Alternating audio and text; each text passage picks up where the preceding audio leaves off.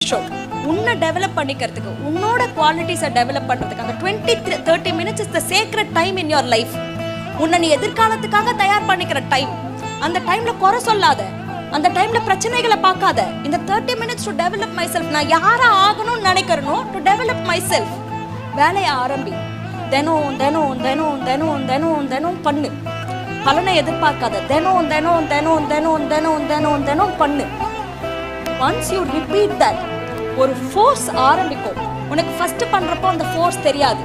ஆனா அதே 30 நிமிஷம் நீ தினம் தினம் தினம் தினம் தினம் பண்றப்போல ஒரு பாயிண்ட்ல திரள ஆரம்பிக்கும் வேகம்.